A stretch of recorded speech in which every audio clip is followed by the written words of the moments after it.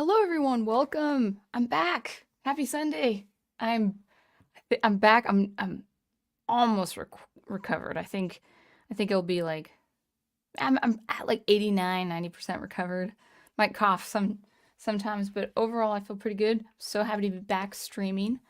Let me take this comment down. My original track, Primitive Supposition. Uh, if you want to check out my music at soundofgravy.com, that's cool. But yeah, we're going to be talking about, of course, for the spooky season or the end of the spooky season, we're going to be talking about Dracula, the book. So it's going to be a review and maybe some analysis. Let me go ahead and check out the comments and actually check out audio too, if audio is good. Okay, sounding clear, says my wonderful prof. I do want to see some of the chat. And let's see if the video is clear. We should be good as far as Wi-Fi and everything. So it is good to be back. I still feel a little but I've got my stamina. I worked last week. I taught some long hours last week, and we're good. But yeah, if you were on Prof stream last week or last night, we pretty much had illness like the whole month of October.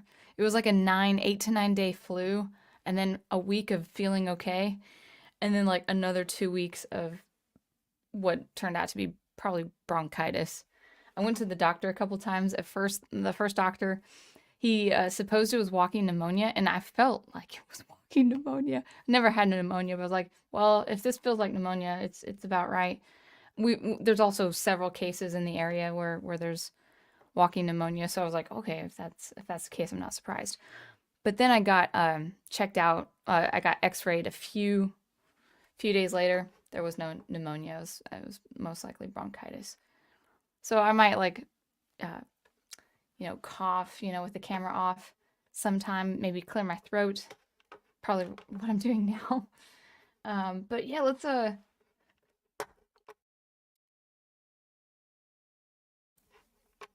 let's go ahead and welcome the chat. It's good to see you guys after it's been 2 Sundays I've missed, so it's been 3 weeks since I've seen you.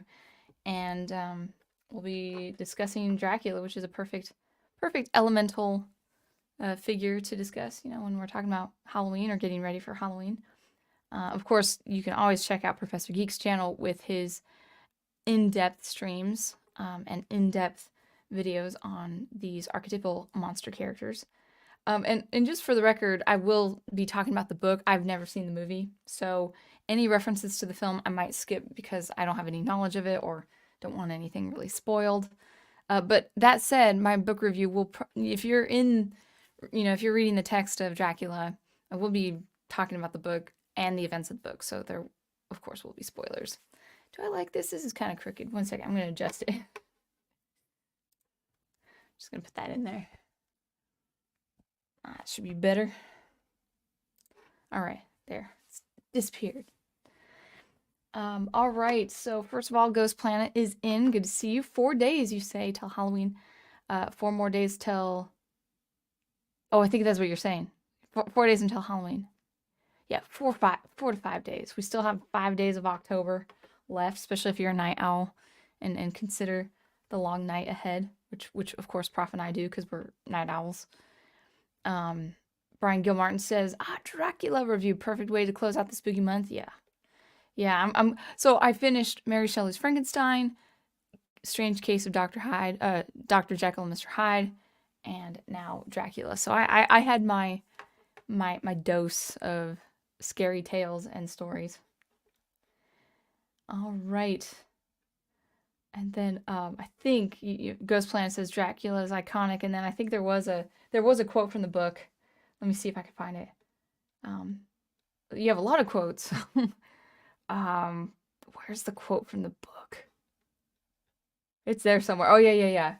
Children of the night, what music they make. There's that.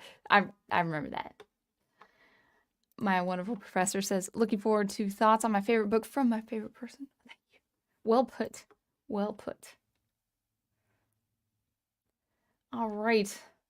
Thank you, Crystal Ashes, for coming. And also, you did gift 5 Soundgraver memberships. I appreciate that. Thank you always so much for doing that. That is wonderful. And happy to have you in the chat. You say, don't mind me, just wanted green names in the chat. I'll take it. I thank you for that. I would love, again, it kind of after a month it goes back down to 7 members, but man, if I could just get that one more member. I just need one. If any of you 5 people who had the memberships given to you, if you could just stick for longer than a month, that'd be good. I need 8. I need 8 members. Not sure why that's the arbitrary number, but that YouTube wants, but you know, whatever. So I do appreciate that, Crystal Ashes. Thank you so much. All right, Samuel Proctor's in. Good to see you. Yeah, so I think this is the quote. Ghost Planet was quoting this. I think this is from the film. Welcome, wait, safely and leave. Maybe that is the book. I'm not sure. Welcome to my house. Come freely, go safely, and leave some of the happiness you bring. I can't remember that from the book. I'm probably gonna miss a few details, quite a few details of the book, because it's a pretty long book. I mean, it's not that long, but it's a good sized novel, and it's my first time reading it, so I won't get everything, but I will give you my impressions, a little bit of a review, and kind of a in between analysis and as little interludes throughout the review. So, Final Fantasy, good to see you too. Looks like you guys are talking amongst yourselves. Samuel Proctor says, pneumonia? It's not contagious, but you can die from it. Here, put this in his soup and bundle him up for a few days. Sounds pretty scary. Yeah, new member. Thank you, Adega Outlaw. Thank you for coming, a new member. Awesome to see you. Amy L is also with us. Final Fantasy fan says, I've been writing specifically about the common archetypes with the Final Fantasy heroes before going toward the villains. That's a good approach. If you're gonna go toward villains, the best Final Fantasy villain is Exdeath. Just hands down. Best music theme, best boss fight, best final boss fight, both in terms of the actual gameplay and the music. Hands down. Then I like Kefka. Good to see you, Big Al. Hello, Son of Grover. The world seems full of good men. Even, oh, yes, the world. No, that's not how you say his accent. The world seems full of good men, even if there are monsters in it. Yeah, we're going to be talking about Van Helsing. He is coming. He is going down as one of my top favorite fictional characters. He is so cool. He is so good. He's the Gandalf of that world. He really is. So cool. So cool. All right. Let's see if there's anyone else. Well, I have to put this up. Huzzah, says Crystal Ashes, because, hey, you know, we're still in the season. Like, I feel like fall is really still that season, even though we're focused on monster archetypes and spooky stories. You know, it's still that season to remember the heroism of the American Revolution, which I didn't really spend much time in this year, and I should have, but, you know, I still remember the great stories. All right. Samuel Proctor says, I got a dramatic reading of Dracula read by Orson Welles on vinyl. That's cool. This Halloween night is going to be great. Yeah. Yeah, it should be fun. Plus the one of Boris Karloff's reading of Sleepy Hollow. So I did see my first Universal monster film last Sunday, Frankenstein. And I liked that movie as a self-contained story. And it had the heart of the original novel. I just remember that the original novel is so well structured. It's so well told. There's so much in it. And I like the film. It is very different from the book. And if I had to choose, I would spend more time with the book. But, you know, Boris Karloff made a wonderful creature. Wonderful creature. It was good. All right. So, you know, I can't guarantee how long my voice is going to last. I think it should be fine. But before my voice goes, you know, or you know, considering my voice could go toward the end of, you know, the hour or second hour, depending on how long I go, I'll go ahead and just start talking about Dracula, the book, as a review and an analysis. Oh, I think I see something. Oh yeah, there we go. All right. And then we'll discuss in the chat. I feel like my head is cropped a little bit. Let me just kind of, without moving the power. Okay, that's a little bit better. Is that better? That should be better. Coughing, one sec. So we'll see. We'll see how I do. At the very least, it's just good to hang out with you guys too. So Dracula. So first of all, the best way to start this is, oh, let me just, there we go. Get a little light there. The best way to start is talking about my impressions of the book. So, you know, I really did love going back to Frankenstein and The Strange Case of Dr. Jekyll and Mr. Hyde.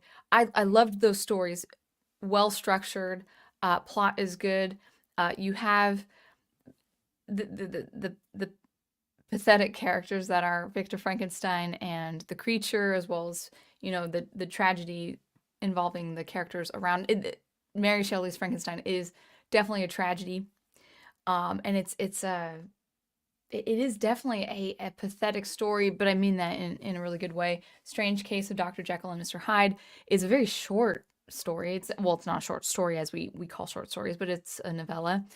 It's got a very likable, he's not a protagonist, but a likable lawyer who we're really going through his perspective of his experience of this strange case. And all around, the prose is great, the narration is great, and the characters, you're like, okay, I like being with this character. I like this lawyer trying to solve this problem. What is this mystery? And so I enjoyed it very much. Dracula, I would say, is my favorite of the three. It is the longest, obviously, if you know that material. Maybe it's comparable to Frankenstein, but I can't quite. I actually don't know. The two are they're good sized novels, but I did like Dracula as my favorite of the three, and my biggest reason for that is it's an adventure story. It's a dark fantasy. You know, people do catalog it as horror or categorize it as horror, and there are some very, very dark elements, and there are stakes. No pun intended. There are grave stakes when it comes to Dracula and the plot involving him and the people who are trying to stop him. And it's a dark tale that is an adventure story. You read through this epistolary form, which is through letters, um, uh, newspaper articles, little clips of newspapers, records, you know, like boatman records, you know, when talking about the boat, which we'll get to, you know, of Dracula coming from, I think he traverses over the Black Sea to get to London. I can't remember. I'm horrible, by the way, with European geography, so I could give you misinformation by accident. But all these letters, diaries, letters, newspaper articles, and phonographic recordings, really, which is a nice idea. Anything that can be archived to talk about the events of the tale, and it doesn't read passively. Every character involved has is called to go forth on this adventure, for better for worse, because there are characters who unfortunately fall victim to Dracula's influence. So my impression of it is it's great. It's dark fantasy adventure story. It's supernatural, obviously. I love it so much. I really like it. I enjoyed every minute of being in that book. And so that's my overall impression is I really like the book. It is going down as one of my favorite stories because it's a wonderful self-contained story. There are elements that you know, allude to some events in the past, or you know, you could have subsequent stories following the adventure, but it doesn't need to be so. It's a perfectly self-contained story, epic. It's kind of an epic in a way. There's a lot of traveling, there's a lot of problem solving, and that's why Dracula, out of the 3 books at least, is my favorite. And it's a book that I would go back to. So this is my first time reading it, but it's a book that I would go back to again and again because it's so well written. And before I get into the events of the story as well as some analysis, I also wanted to bring it to the table. A very important concept that I think we've lost in entertainment today, whether books or film, and that is the incredibly important reason why we need an elemental villain like Dracula. Purely evil, he has to be stopped. There's no sympathy, there's no mercy concerning him. He's a force to be reckoned with and a force to be stopped. He is an elemental villain, as Professor Geek talks about with his archetypes. And we need that very, very much. And one reason, and I got it from reading this book, that is so important to keep the elemental villain intact is that every good character fighting this force ends up being likable. There could be conflict. There definitely is conflict with the exchange of the different characters trying to protect a character like Mina Harker, for instance, the woman who falls victim later. But every character vowing to stop this creature, Dracula, is a morally good person with incredible resolve to stop this force. There's no moral quandaries. I mean, even at the very, we'll get into their, the men's encounter with Lucy, the socialite who we see turning vampire. Even the encounter of a beloved figure like Lucy Westenra, the men are resolved to stop the evil no matter what, and that's a huge. Van Helsing is the person to really encourage the younger men to stop this force of evil. But there's no moral quandary. There's no conflict. There's no flaw, if you will.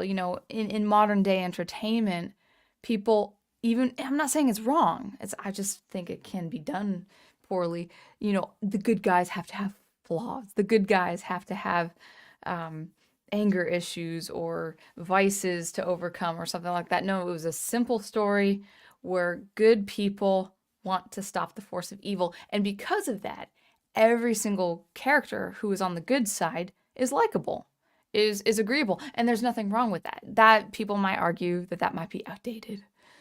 But these characters are good men. And the female character, Mina Harker, is a good woman.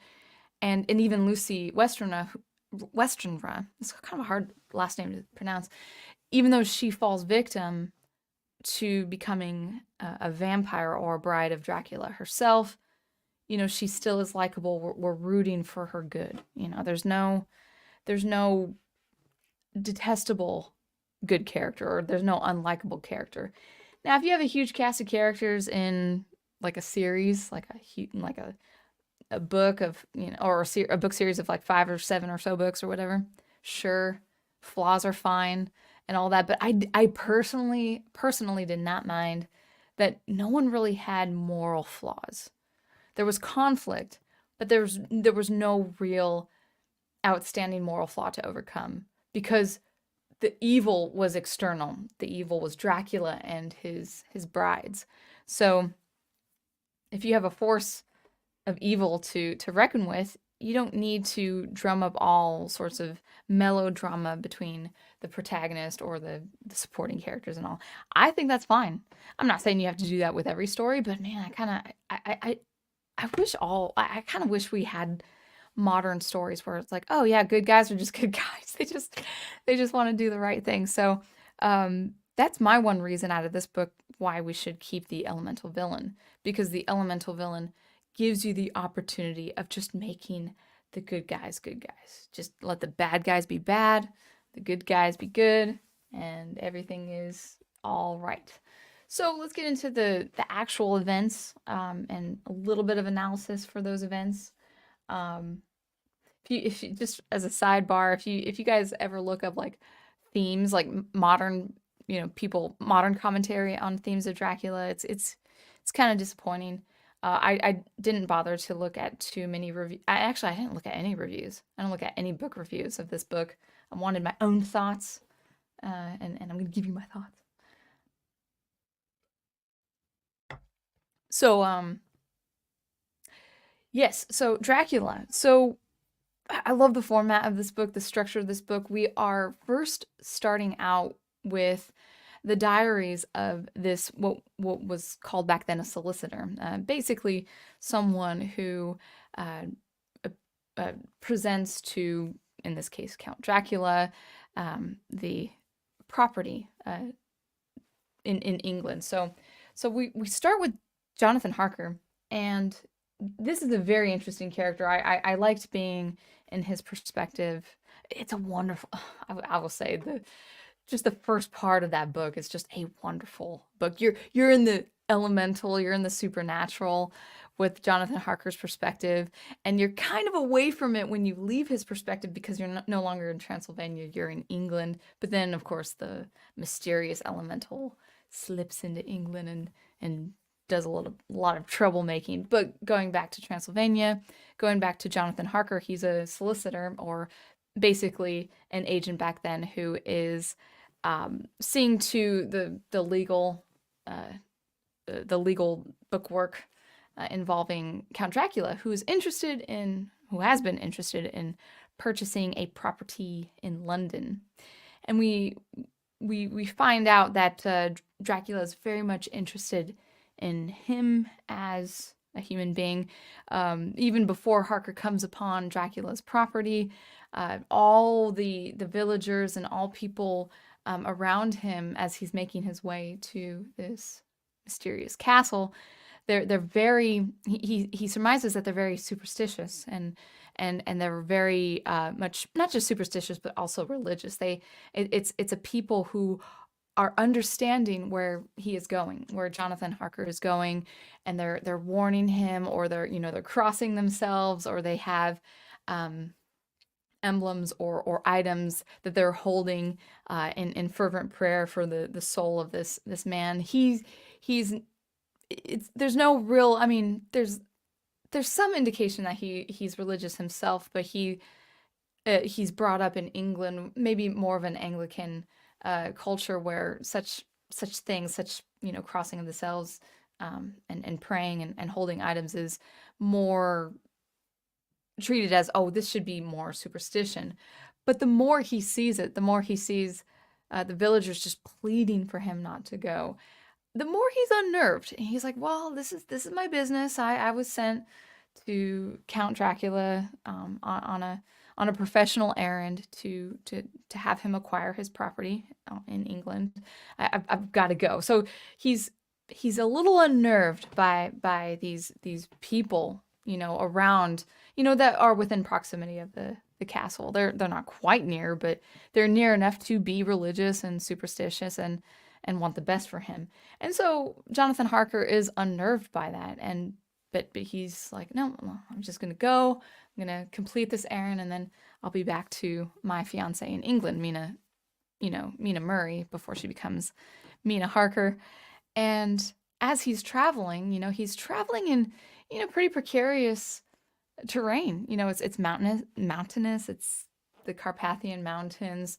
It's hard to get through. The travelers are also a suspicious lot. They need to get to a certain place, before nightfall. It's a very dark time of the year. It's a particular night where all supposedly the supernatural ghoulish elements are brought forth. So they want to go to the village or wherever they're going as fast as possible. He's actually dropped off at one point and taken by I think a buggyman or driver, who he suspects later had been the Count Dracula the whole time. He has his thick accent, but he has quite a long beard, and I think he has a hat or something. He looks different from what we see Count Dracula. But the driver takes him, and I think it's this open buggy or open carriage, because there's a snowfall and he's pretty much covered in snow. He's miserable with the snow. And then what's more frightening is that, well, a couple interesting elements. First, there are blue flames he sees out and about, and basically it's the legend that the treasure is there. There's treasure to be had there. Excuse me.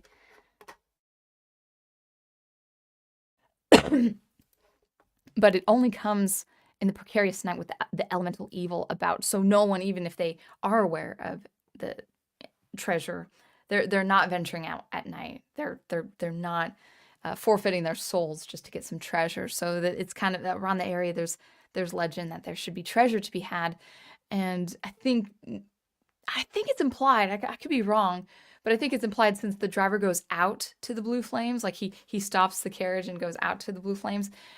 That implies if it's the same person, which I think it is, Count Dracula, he gets the treasure for himself,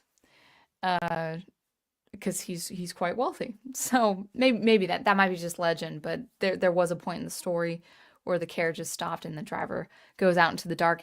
And the second thing is that Harker is getting he's more fully aware of wolves that are coming closer and closer and closer.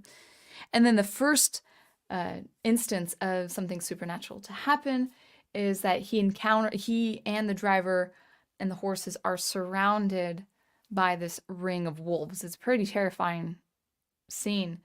And he thinks that's it. They're gonna maul us. They're gonna eat us. But then the driver, with just kind of a wave of the hand, commands the wolves to either step away or go away. And that's where Harker first gets his suspicion of the place. Like, okay, how does one man command a ring of wolves? And so he's starting to be concerned even before he goes to the castle. Finally, he goes to the castle. The driver drops him off and drives away, never to be seen again. And then who to open the door of this castle is the Count Dracula himself. And he is described in the book as someone with white hair, I think like a white mustache. He's much older, but he still has, as Harker suspects, he has this uncanny superhuman strength, with something like pulling back a really big old wooden door. And Harker, as he stays in the castle, in the room, dines with the Count, even though the Count does not eat. He I lost my train of thought. He's doing business with the Count, for the Count to acquire property in England. But he notices that it's just the Count. There are no service or servants. There's no one to prepare the wash. There's no one to prepare the meals. At one point, I think he does witness the Count preparing the meals himself. And for the majority of the time, he's either in his room working on his diary, or in this kind of book room library, where he understands that the Count has a vested interest in England, the history of England, the culture of England, trying to practice the English accent wherever in England it is. He wants to do away with his Transylvanian accent because he wants to assimilate as best as he can with the English culture and customs, and of course accent, which maybe Harker finds strange, but that's the first thing he sees in this book room, where he's like, you have this real big interest in England. It's like, okay, well, yeah, you're getting property there. Don't really know why, but okay, sure. Yeah, you want to assimilate with the English culture. And then the Count talks about his own family history of staving off the Turks and I think Arabs, to protect his homeland, and then kind of going after them and all that. So, or at least his ancestors. But so Harker's fine, but he's still unnerved. He's unnerved by the greatness of the castle, the emptiness of the castle, and he's unnerved by the presence of the Count. And the Count warns him not to stray too far from his chambers. So the book room's fine, where he's dining is fine, and where his bedroom is, that's all fine. But if he strays about the castle, it's such an old castle. the halls haven't been occupied for a long time. They're secret rooms, secret nooks. It's best not to venture away, lest Harker falls asleep. Now, at this point, Harker is getting more and more suspicious, and there's one really a couple of turning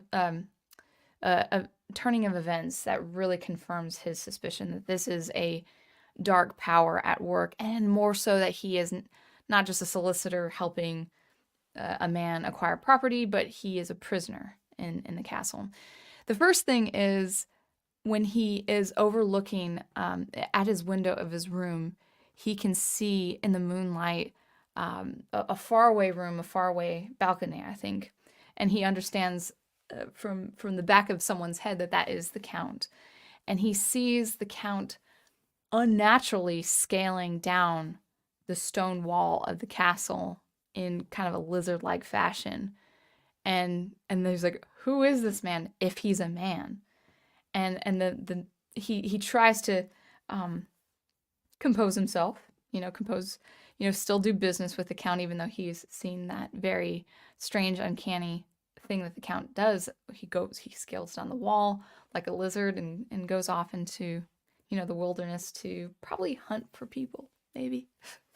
Although he doesn't know that until he starts looking for, I think he wants to study the castle just a little bit, and he comes upon this room where he starts, I think, journaling in private or writing letters in private, because he's kind of suspicious of the Count. He doesn't want the Count reading his letters to people, and he falls asleep in this faraway room, far away from his chambers, and he wakes up what he thinks is kind of like a doze or a dream, but he wakes up to 3 very, very beautiful women, and the main woman, probably like at least one of the women, is even in kind of a doze, kind of a daze, is seducing him and wanting, obviously, because she's a vampire, she wants to bite his neck, and she doesn't get to, though, because the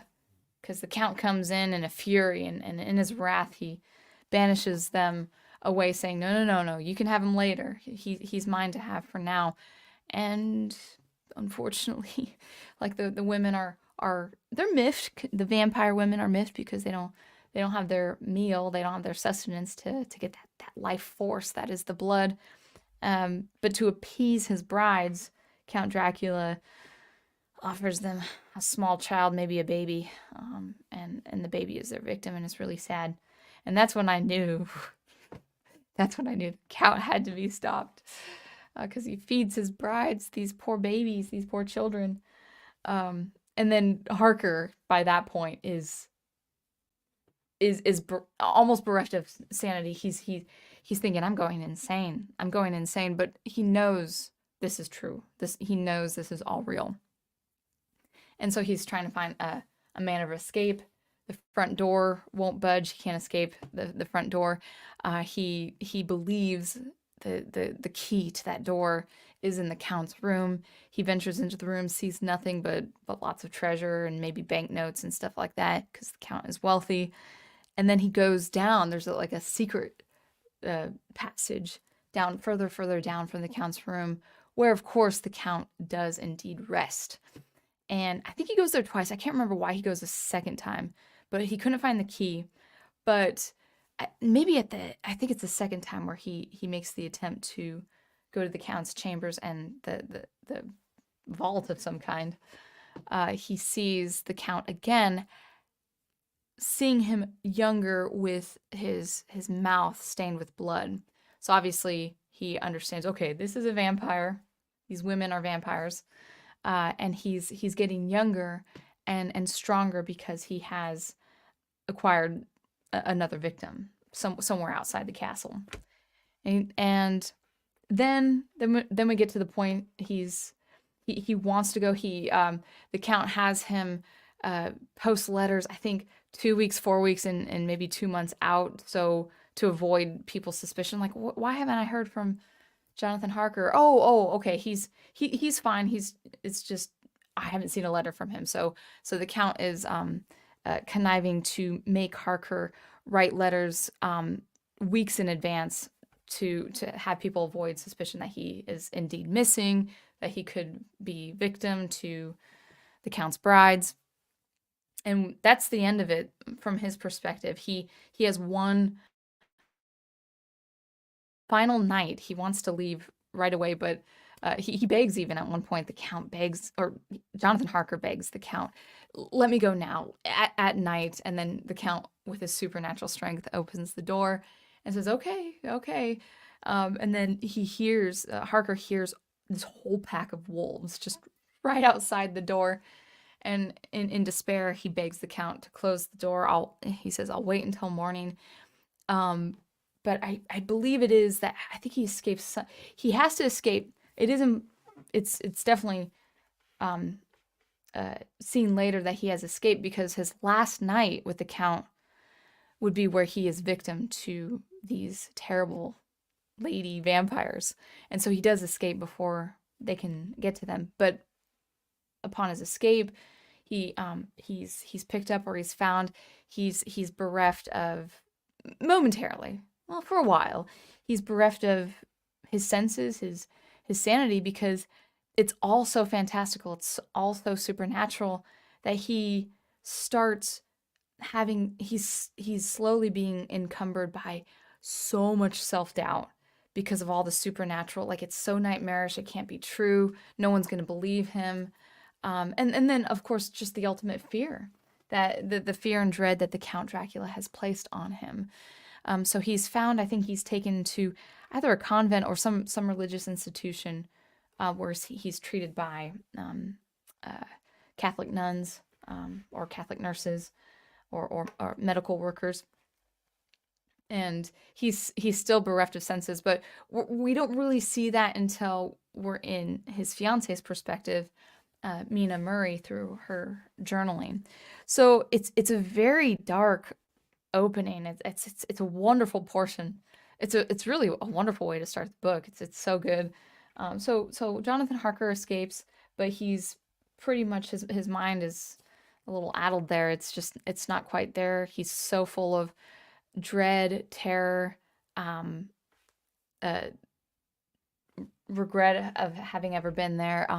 It's just a very nightmarish situation. And even though he's bodily safe, he is in a lot of ways losing his mind.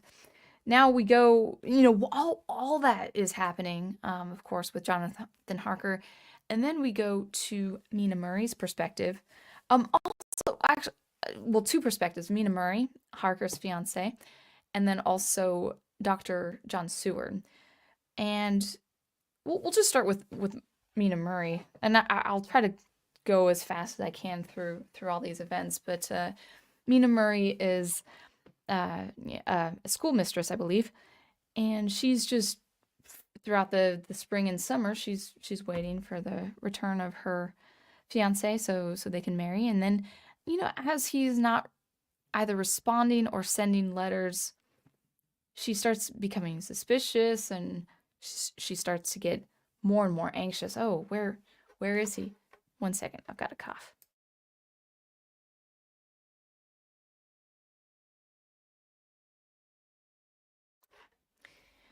And all the while she is worried about her fiance, just wondering where he is. She's also, in a huge respect, taking care of her, I think, younger socialite friend, Lucy Westenra. And there's a correspondence of letters, and then, of course, each woman has her own diary that she's filling out. It's wonderfully written. In the modern day sense, you'd think it's like, letters, correspondence, that's kind of boring. But it's like, it's getting there. Yeah, it's definitely getting there. So we'll talk about Mina and Lucy, and then also Dr. Seward. So Lucy, Mina's socialite friend, is just having been proposed to in the same day by three men. John Seward. Wait. Yeah, John is his first name. Dr. John Seward, Quincy Morris, an American Texan, well-to-do young man, venturous young man and hunter. And then also, oh man, Arthur Holmwood, I think is his last name. And she loves all of them. She highly respects all of them, and she kind of jokes, "Oh, why can't I marry all of them? Because I'd make all of them happy." But she is truly in love with Arthur. And they're also all good friends. They're not rivals. They're good friends. They've got this camaraderie about them from younger days with hunting and all of that good stuff. But they all like the same woman, and she chooses one. And John Seward, in the meantime, even though he was rejected by Lucy with his marriage proposal, he's quite occupied with this interesting asylum, this character in the asylum, and that is Renfield, who we know more and more to understand that he is very obsessed with consuming life. He's very obsessed with first small creatures like flies, and then he has this fascination. Renfield had this doctor's patient. Renfield has this fascination of not just finding predators for flies like spiders, but he's also fascinated with the consumption of flies. And then with every degree, it gets bigger and bigger. So he consumes flies, then he consumes spiders while watching spiders consume flies, then birds consuming the spiders. He at one point eats the birds when he's denied the request of getting a cat, so he can watch the cat eat the birds. So he's very he has this. There's actually a medical term for it, but a person who has a fascination of seeing things consumed, and then his consuming things. And basically, where the fascination, well, a couple things where the fascination comes from is his needing blood, because blood, as he says, blood is life. Blood is the life force. And Renfield comes to see, he doesn't know quite yet that it's indeed Count Dracula, but Renfield has been long influenced by this master who has purchased the property next to the asylum called Carfax. And we never see Renfield and the face of the master together, but we see Renfield when he escapes. He goes immediately to Carfax. He's very violent when he's stopped from going to Carfax, but he wants to serve this master who has offered him all the life he wants if he would serve him, if he would worship him, which of course is analogous to when Satan, the devil, comes to Jesus and says, "I will give you all good things, all material things. I will give you all sorts of kingdoms, as long as you bow down and worship me." So of course it's the same analogy there, where Dracula, who in this perspective right now in this timeline is indeed in England, in this property he's purchased called Carfax, right next to the asylum, and he is persuading and influencing Renfield to do his bidding, which we will see a little bit later what that bidding is. And so that's going on while Mina is more or less looking after Lucy. They go to, I think, a coastal town outside of London called Whitby. And again, I don't know European or English geography, so I don't know if Whitby is an actual fictional town or if it's an actual town. So you guys can put that in the comments, especially if you guys are in England. But anyway, so they go off on kind of a holiday with Lucy's ailing mother, who has a heart condition. And Mina, while waiting for Jonathan, while waiting to hear from him, is, busy just, tending to Lucy, who is a socialite, who is doing fine, especially with her engagement to Arthur Holmwood, until she has this really bad chronic case of sleepwalking, and real severe sleepwalking, not just walking around the room, but she has the need at night to go out, where Mina actually has to lock the door to keep her in the same room with her. Mina loses sleep, but there's at one point where Lucy makes her way, I think, down to, it's either a church or a church cemetery, but she's on this bench. Mina finds her on this on, on this bench that they too actually do sit at during the day, but it's in the middle of the night, and Lucy she is transforming. She's getting weaker. Her sleep is incredibly deep. It takes a lot to wake her. And Mina sees that there's a strange tall figure, kind of obscured in the night shadows, but she can see red eyes peering down on Lucy. And of course, the reader knows, especially with the experience with Jonathan Harker, is like, okay, he made it to England. Count Dracula made it to England. And Lucy is, I think, the first English victim. And so he's got her. And Lucy, even in her pleasant socialite ways, she's getting weaker and weaker. And all the men, including Arthur, her fiance, are very, very concerned. Dr. John Stewart, since he is a doctor, he takes a break from tending his duties to his patients, especially Renfield at the asylum, just to see how Lucy is doing. She's getting weaker. She wants to sleep. She wants to sleepwalk. And Seward first surmises this is anemic, right? She's losing blood, but then it's getting a lot more serious. Like, these aren't the symptoms of someone who is anemic. So he thinks something is suspicious, something that his specialty can't really quite resolve, and so or solve rather. And so he goes to his mentor, Dr. Van Helsing, who is really the best character ever. And Van Helsing is from Amsterdam, and he has a very good relationship with Dr. I keep saying Stewart. I want to say Seward, which is, I think, an Alaskan town. Anyway, so Seward has a good relationship with Van Helsing, his mentor, and I think it's implied that Seward did save his life at one point. So they've been in a really good relationship since. And Van Helsing has, I would say, eclectic and esoteric speciality.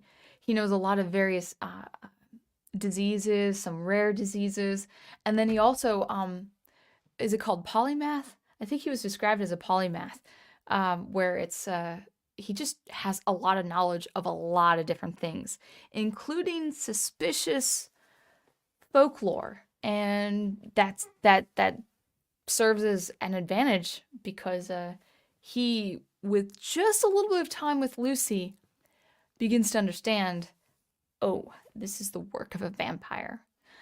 So Seward, Seward is kind of in the dark for a while Lucy is fading and getting weaker and weaker. There are attempts to restore her health and really her life source because she's losing so much blood. And even after 4 blood transfusions from very healthy men, so I think Van Helsing is last because he's oldest. He wants to do it himself, but then he sees, okay, Seward is a candidate because he's younger. Arthur is is Lucy's fiance, and he's very vital, and he would do anything to help her. So he's young and fit, and he gives Lucy a lot of his blood. And then Quincy Morris, the American who also proposed to her, he gives a lot of his blood.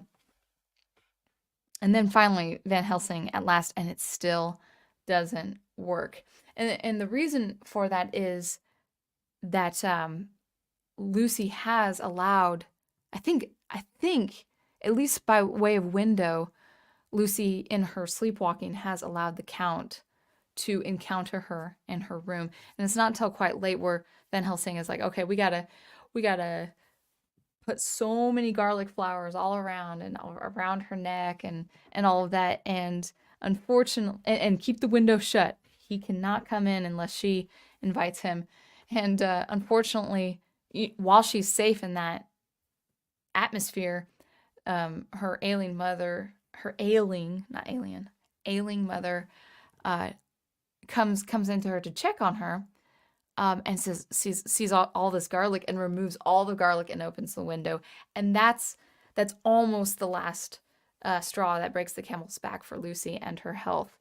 There's one final encounter where Lucy and has well, I can't quite remember, but her mother decides to lie in bed with her as she is sick, and then the two are in bed together, just having a mother-daughter bond there, of course, because they're both ailing in health. And then whether it's Count Dracula himself as a wolf or a wolf he commands, there's a wolf that breaks through the bedroom window. The shock of the wolf, just the shock of seeing the wolf, the large wolf, actually has the mother panic, and I think her heart stops pretty much immediately, and I think she bonks her head in the hysteria. I think she bonks her head with Lucy's head. I can't remember quite exactly how it played out, but it's not good for the mother. She pretty much dies that night from the shock, and because her heart is so weak. And then Lucy wakes up in the other bedroom after the men help her, transport her there, and she sees the bedroom she's lying in. She weeps because she means that her mother has died, and she's close to dying. And there's one point where it's just too late. She is dying. All the while, by the way, Mina, I forgot to mention this, but Mina actually doesn't know any of this happening because she finally got a correspondence from Jonathan Harker, or at least the place taking care of him. She goes to help him, so she's helping her fiance. They get married in the hospital or wherever they are, and all this is happening, while they're away, while the Harkers are away, and Lucy is unfortunately dying. Now, upon her just being on her deathbed with the four men who really have grown to love and adore her, including Van Helsing as a kind of a father figure, there is a transformation. Not only is she getting weaker and paler, but there's a transformation in her mouth, with her canine teeth becoming longer and longer and longer. Seward is thinking he's just seeing things, and it's confirmed by Van Helsing. And then the two men confirm it, and then right before she passes away, there's a moment where she has this uncanny strength about her, and it's there's a moment where she begs her fiance Arthur to kiss her one last time, and of course, seeing this dying woman who he loves, he's like, of course. And then I think both Van Helsing and Seward pull him back, saying, "No way," because it's not Lucy who's requesting this. It's this vampiric form taking over her body, and she is becoming the bride of Count Dracula. And there's a flash of evil on her face when she's bereft of going for his neck. She's not going for his lips, she's going for his neck. And he's stunned because he doesn't know the truth behind it. Seward's not quite even knowing the truth behind it. But Dr. Seward does see, oh, there's this transformation, something's at work. And then the flash of evil goes away, and then Lucy in her right mind thanks Van Helsing, and like her dying wishes that Van Helsing protects Arthur at all costs, and then she passes away. But that is not the end of, unfortunately, for Lucy as victim. At first I thought, okay, she unfortunately she died. Mina's gonna see that later. But then we see through an account of a newspaper article that there's this mysterious disappearances of children, and when they're recovered, they're sick, they're weak, and they've got strange marks on their neck. And there's this woman who's going about, this mysterious woman, the children who are missing and later to be recovered, called the Blue Fur Lady, which Blue Fur is a very fast way with an accent to say beautiful lady. And so there's a mysterious lady roaming about at night, obviously implied she's abducting children and causing them to grow weak and also have marks on their little necks. And of course, like with Count Dracula giving his brides that child, the vampire ladies are after, smaller life forms, which is totally antithetical of the mother figure. Like, women are supposed to be out for the well-being of children. Women are supposed to be really the protectors of children, while men are protectors of them. And that's not the case with the vampire ladies. The vampire ladies want to abduct and suck the life force out of innocent children. And so this mystery is going along, and Van Helsing is pretty much beside himself when he reveals the truth to his friend John Seward, the doctor who proposed to Lucy. He said, "I didn't want to tell you this. I didn't want to tell you this until I was absolutely sure, because I don't want to cause you pain. But this bloofer lady, as Professor Geek is saying, this bloofer lady who is abducting these children and making them sick and weak, that is Lucy." And so all the men, Van Helsing, who's grown to love Lucy as a daughter figure, Seward, John Seward, his friend, who proposed, Quincy Morris, who proposed, and then also Arthur Holmwood, who was to be engaged and married to Lucy, they confront the horrible truth. And at first Arthur he's like, "I don't want any part of this. You're wrong. How can you say such a tall tale, Dr. Van Helsing?" Because he doesn't want to accept the truth that his bride-to-be, who is now dead, is not dead anymore. She is undead, which is a horrible concept. It's not, her soul cannot be freed until the undead is true dead, as Van Helsing says.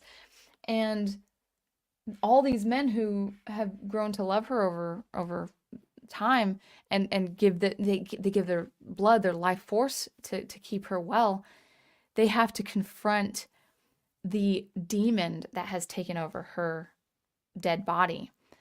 And when they finally encounter Lucy as undead, as the vampire, they see the malevolence, they see the wickedness. She's very, very, as an undead, it's described, she's so beautiful. She's so radiantly beautiful when she's lying in the coffin. But it's been 7 days or 8 days where her body has not decayed, which is, of course, unnatural. And they are horrified by that sight. But then when later at night they encounter her carrying a child near her tomb, they stop her. They save the child, and then she vanishes in the vault, in the tomb where she lays. And Van Helsing is about to do the horrible, painful, ugly, gruesome deed of putting the stake to her heart and then cutting off her head. But he proposes that Arthur must do it because Arthur loved her the most out of all 4 of them, and obviously was betrothed to her. So he finally, he's trembling, Arthur's trembling a little bit, but then finally he's so resolved, and he takes the stake and puts it in the undead Lucy's heart. And they mythologize it, really. Seward compares this moment like Thor with his hammer, like driving the stake in this beautiful woman's heart, but also she's writhing in pain, and she's clamping her, she's kind of clapping her jaws like like a wolf, because her teeth are so long now. And finally it's finished. He can finally kiss her as Lucy, as she was. And then when he leaves, Van Helsing as a doctor and also Seward as a doctor, they decapitate her head and fill it with garlic. And it's unfortunate like that the body has to be severed like that, so that the soul is preserved and free of this evil. But that's what has to be done. And then we so that's finished, but there's more at stake because now the count is after more victims. And the next victim he has is Mina Harker now. She's married to Jonathan Harker. And the way he gets to Mina is actually through Renfield. The Harkers stay at the asylum in a room above Renfield's room because they're working now that they know the truth of everything. Everything that's happened to Jonathan Harker, everything now that's happened with Lucy. Now they're forming a campaign to stop this menace. And so the Harkers are staying close to Van Helsing and close to John Seward, and just planning all of this. Now, actually, I want to just take a quick make a quick aside because this is really important as far as analysis is concerned. Before getting into the kind of that second half of the story, I know it's already an hour. I knew this was gonna be long, so thanks guys for listening. We'll get into the chat when I'm done, but this could be a long stream because it's Dracula. It's such a good story. What was I gonna say? Yes. So all this time with Lucy, the socialite, getting weaker and weaker as victim, with sleepwalking and letting the count in her room, and then the two doctors plus her betrothed plus their friend Quincy Morris giving her their blood each one at a time, one night at a time. All that's happening while Mina is doing her best to restore the mind of her husband. So at this point, her husband is Jonathan. Well, they marry, but right before they marry, Jonathan is besides himself. He's so terrified. He's so full of dread. He's still at the hospital or whatever institution it is to recover, and he he makes no, he doesn't make. I'm sorry. Mina promises to her now husband, because they married there in the room. Mina now promises never to open this this diary of events that Jonathan has had with his encounter with Transylvania and the Count. It grieves him, like his diary, his experiences written down grieves him, and he can't open it anymore. He's beside himself, and to assuage the pain and the grief, she promises never to open it. She covers it up in wrapping and puts a tie on it, and he appreciates that. And he is weaker, and he's also looking older from the experiences. I think his hair goes a little gray from his encounter. I can't quite remember. Maybe the prof can confirm. But like they're supposed to be in their early 20s, and of course, people back then in their early 20s are a lot more responsible than people now. But I picture them almost like 40 years old because they're so mature, but they are quite young, respectively, and he is aged a little bit by the experiences with his encounters with the Count. And she is fine with not seeing his journal entries or his diaries.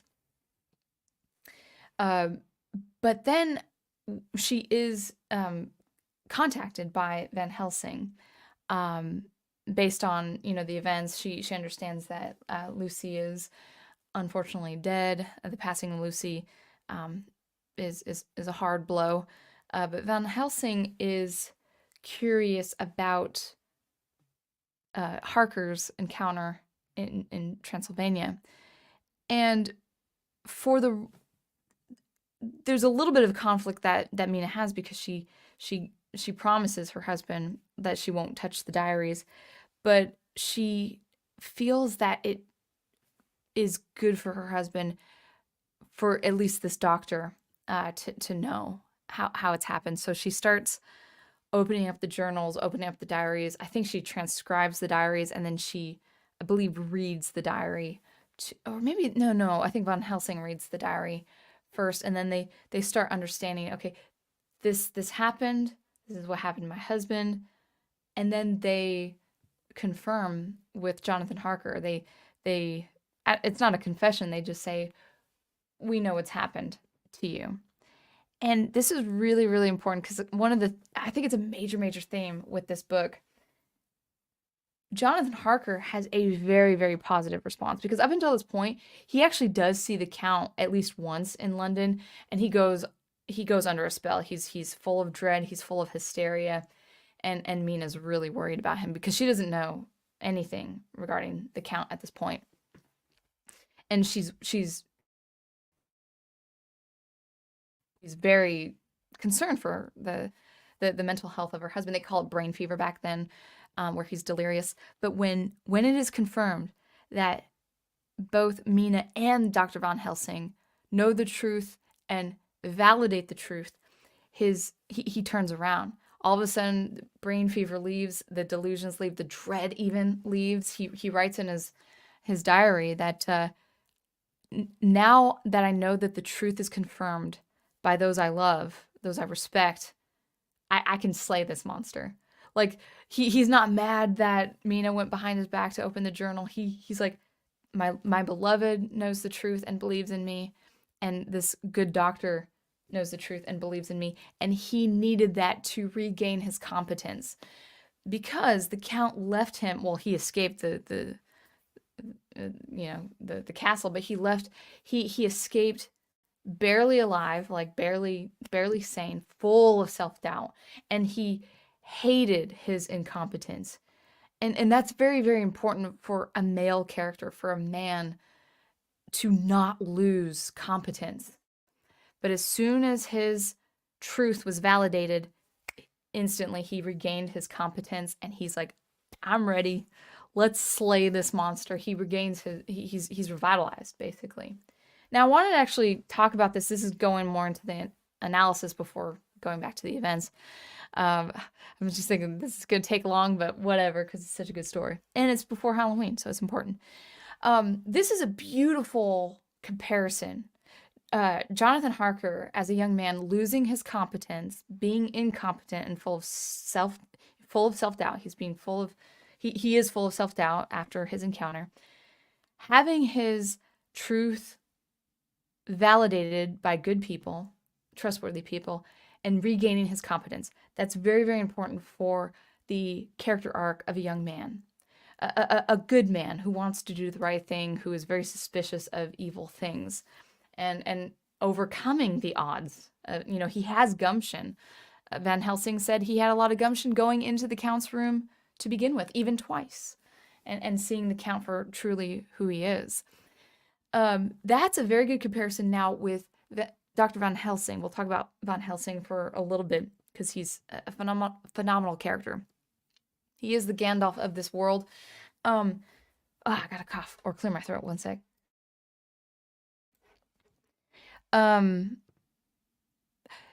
It's a comparison. So losing competence and then gaining competence as a man, as a young man, and then ready to slay the monster. Now, Van Helsing is very interested. He's very interesting in contrast because he has such resolve. He knows what the truth is. And his momentary conflict in the book is actually just making others believe in this truth that he believes is true. Because his competence is always there. His resolve, even at the very end, we'll get to the end too, his resolve is always there. This is a man of indelible, a man on a mission. Like, it's indelible. His setting things right as soon as possible is there. And all the young men and Mina Harker needed such a character, needed someone who not only knew the truth, spoke the truth, but spoke it with unquestionable resolve. And it was encouraging for me to hear as a reader. I was like, this is great, because it's like, I'll give you this. I feel a little bit like hypotension when it talks about like blood and stuff. And like, I'm fine with blood. I don't like the idea of blood being drawn out by a wicked creature. Like, I get a little queasy.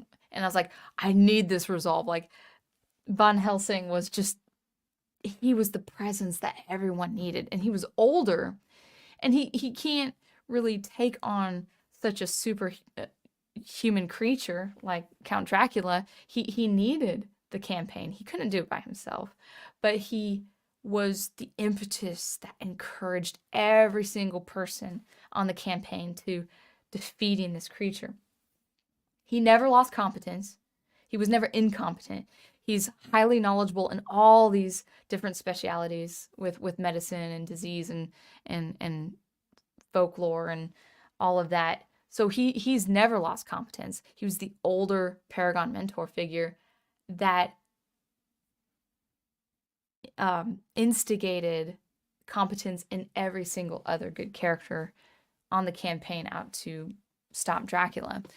And I loved that. That was probably one of my favorite elements, and really, I would call it a theme, my favorite theme of the story, where a man is in a bind when he loses competence. And then when he regains competence, that is everything. And then also a paragon figure that people can look up to who never loses their competence, never loses their resolve. That was the most important characteristic. That was the most important character trait in the whole book for me. It's like, never lose the resolve. So Harker knew the truth to an extent, but it was at that point only his truth, only his experience. And because of that, he was so full of dread and self-doubt. Then once validated by Dr. Van Helsing and his beloved wife, he's like, boom, I got it back. Let's go. Let's kill this monster. So that was probably one of my favorite parts of the whole story. All right, so going back to the asylum where they're all staying and consulting amongst each other about how to stop this force, a couple things happen. First, the investigation starts. We do see that Carfax is not the only piece of property that the Count has managed. He kind of, when Harker, even before Harker was completely suspicious, the Count relayed to Harker saying, do I only need one solicitor? Can I have like a whole community of solicitors? And the reason for that is he's going through all these people, all these transactions to pretty much sweep the breadcrumbs away. Like he needs places in London to have. He needs these different abodes. He has all these boxes of dirt, of earth from Transylvania to lie in, to rest, to replenish, so he can take on more victims in England. He's got all these pocketed places before Jonathan Harker in his investigation get rid of like 49 of the 50 boxes. He's got a network, and Dracula needs a network because he's working in stealth, he's working in secrecy. So these boxes need to be destroyed or put the sacrament of the Eucharist in, so the Count can't use the box, it's worthless, and he has one final box. But before all that, as that investigation is going on, and as they're trying to root out the Count and root him out of his hiding places, he does visit Mina. Mina is his next victim, his final victim in England.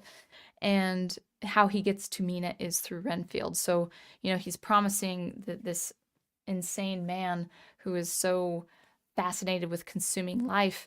He promises him all the flies and all the spiders and all the life forms he could ever want if he serves him. And the way he serves him is to get into the asylum and get to Mina. And there's a moment, Renfield's a very interesting character because he is insane, but there's a moment where he has some sanity in a couple of ways. He has some humanity about him in a couple of ways. The first way is, I can't remember the order of events, but at one point Seward confronts him with the idea of not just the life force of these small creatures, and the creatures he's consuming, flies, spiders, at one point a bird. He's not just consuming these little creatures, or he's not just fascinated with oh, what am I trying to say? Seward confronts him not just with the life force, not with just the blood, because all Renfield wants is the blood. And he's like, well, what about the souls of these creatures? And in that moment, Renfield has a small awakening of his conscience because he's really disturbed by the idea of consuming souls. He's like, I don't want souls of flies. I don't want souls of spiders. I don't want souls of birds or cats. I just want their blood. And so he's very, very conflicted with the idea of consuming souls of creatures. So that's the first awakening of his conscience. Then he actually at one point does talk with Mina Harker, exchange. He's polite to her.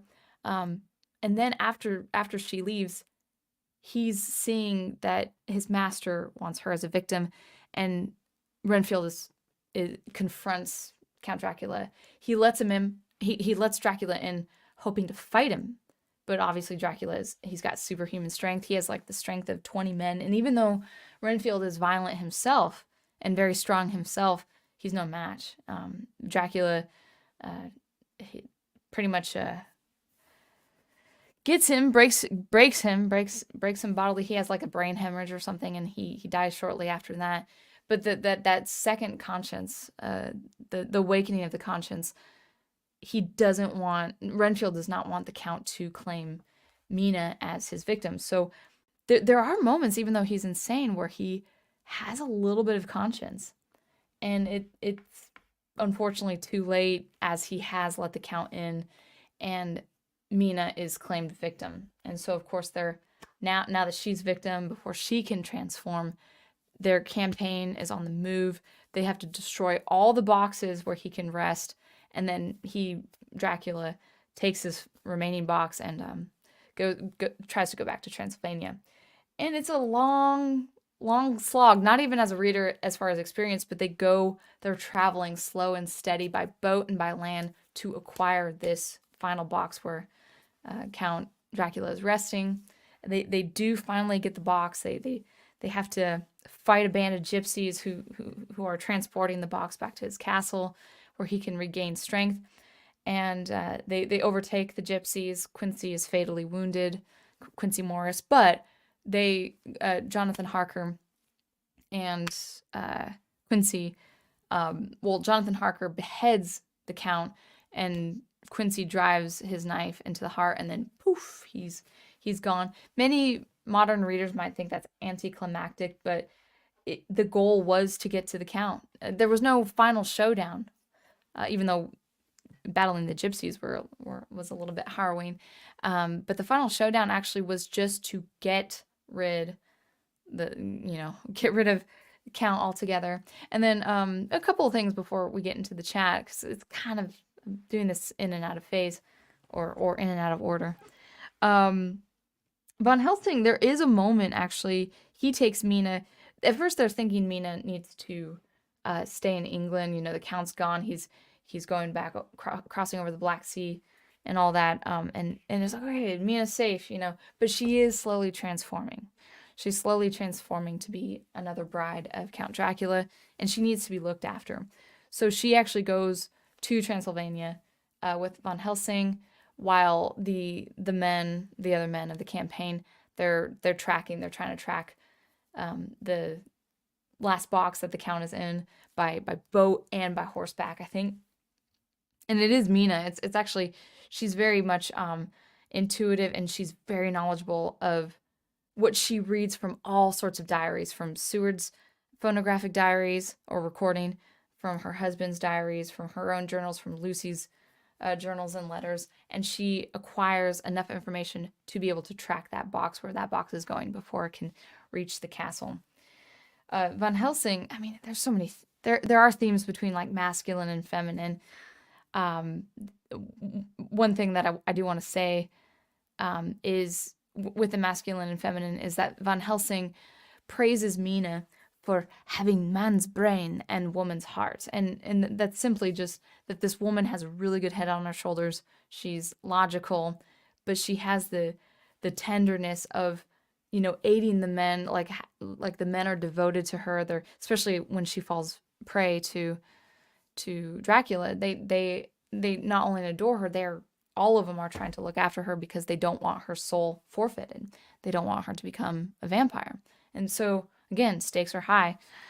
That's the first thing. But then the second thing with the whole masculine and feminine, and Prof has talked about this too on his stream. One sec. That is what was I gonna say?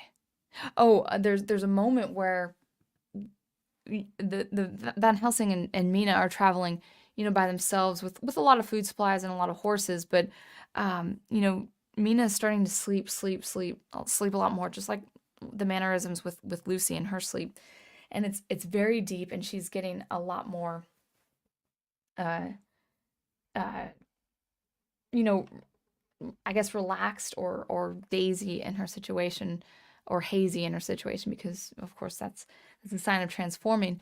There's one point where he starts making a ring around where they're camping with the sacrament, I think with the host or something else, and it's a good thing too, because that night the three lady vampires encounter them both and entice Mina to come join them as being part of them, and Mina still has enough faculty to repel away and say, no, be gone, I don't want you. She loathed them. She loathes their presence, and Van Helsing is very happy, but they can't enter the ring with the sacrament around the ring, and then they flee. But unfortunately, the very next morning, see that all their horses are dead, because unfortunately the horses were outside the ring, and the ladies got them, and they got their sustenance from the horses. Again, blood, life force, they'll get anything. And then Van Helsing has to make the hard decision of leaving Mina asleep in the ring, and there is the danger of things like wolves again, but he has to go to the castle and pretty much take the lady vampires, remove their presence from the castle, and lift the curse off the castle. And how does he do that? Well, he sees all the ladies completely beautiful, completely radiant, completely youthful, and he has the very unhappy task of driving a stake in their heart. For three of them, it's not just one lady, it's three of them. Drive a stake to their heart and then cut off their head, and it's very hard for a man to do that. Now, as a woman reader, as someone who is female, the idea of impaling someone at the heart is very gross to me. It's like it's unbearable to me. Men can do that. They have the drive. They have the ability to do that much easier than women. But where Van Helsing is struggling, this is where he almost loses his resolve before he starts hearing Mina and she had kind of like this one cry outside the castle that he hears, and it gives him his resolve to kill these vampire ladies. But he is a man who can do it, and he's a doctor and he can do it. But to see a beautiful woman who he knows is elemental and evil, it's toying with him. It's sundering his conscience in some way, because men are meant to protect women. And so to see a beautiful woman lying undead in her undead sleep, that's a very hard thing for a man to say, I've got to do this. And he's almost in this like stupor in the book. He's almost like drunk with this lack of resolve to take these ladies out. I'm sure with Dracula it could be fine, because Dracula is a male vampire. But with these beautiful ladies, he has a hard time. That's where that one time he loses his resolve. But then he hears Mina at one point outside the castle, and then he just drives a stake into each of the three hearts, and I think he cuts off their heads too. And so souls are released probably from that, and then the castle is cleared.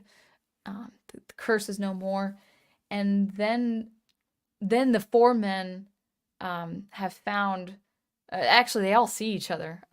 They're almost meeting at this rendezvous point where the men have been through Mina's not just well, there's a point where Van Helsing hypnotizes her to get information about maybe because there's like a psychic connection that she has with Count Dracula, where he might be if he's on water, if he's on land, if he hears voices, if he hears nothing. So they acquire that information from her, even though it gets less and less as she gets closer to the castle. But they finally do track these gypsies down that are hauling him in his box, and then they overtake the gypsies and overtake the box, and then the gypsies go away, and I think the wolves chase after them or something like that. So it's not really a traditional showdown as the modern audience is used to, but Count is destroyed.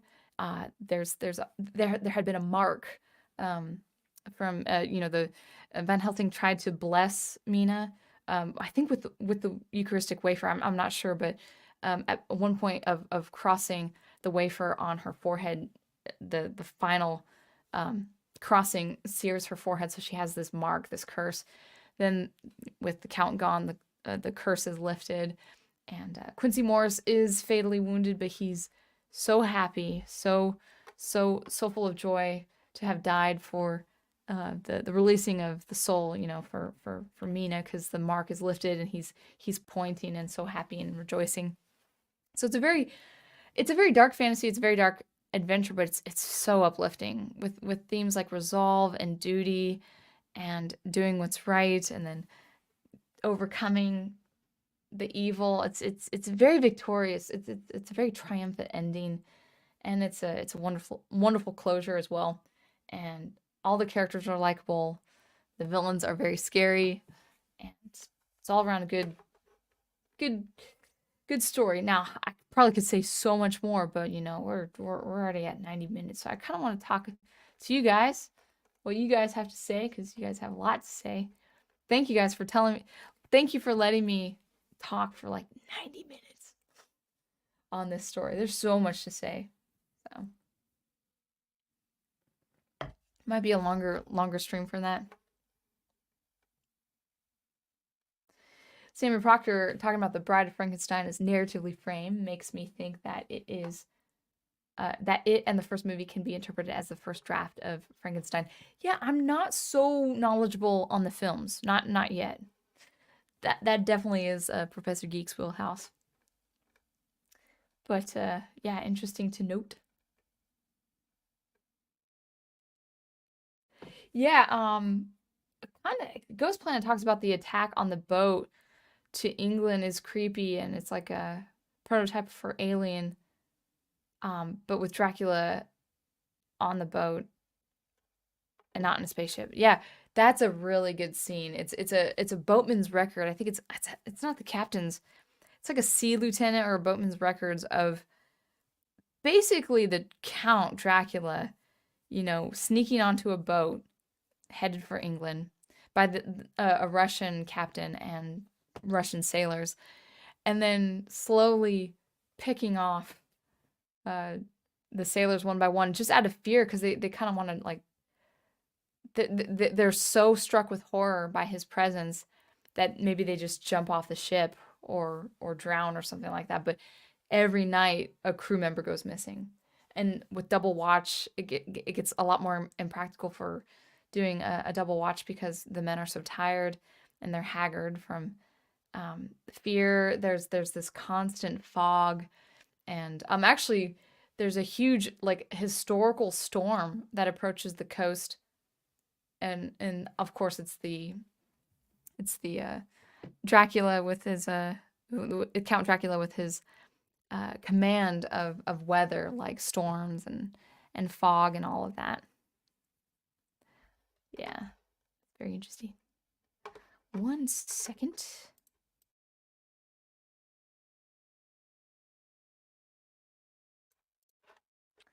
All right.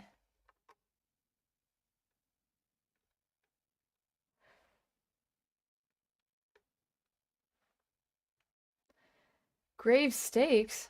I never know Bram Stoker had a cookout, says Final Fantasy. Yeah. Oh yeah, I should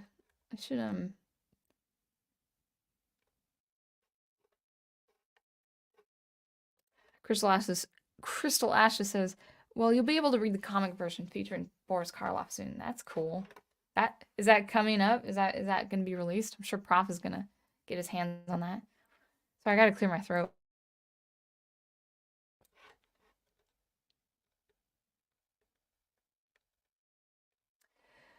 All right. Yeah, and the Ghost Planet mentions the captain, where Dracula starts picking off all the crew members, and then finally the captain, he's resolved to just stay with his ship. He's like, I'm not gonna throw myself off the boat, and I think he ties his hands to the wheel, and basically the storm just throws his body back and forth with the wheel, where I think the rope cuts it into the bone of his wrist, and Dracula, I think in the form of a very big dog, probably a wolf, comes out of the boat, and there's no crew member besides the captain. People find, and the captain is dead. It's a very one thing I said to Professor Geek when I was reading, it was like, I knew this. I knew going into this story, it was going to be a good story, but it gets.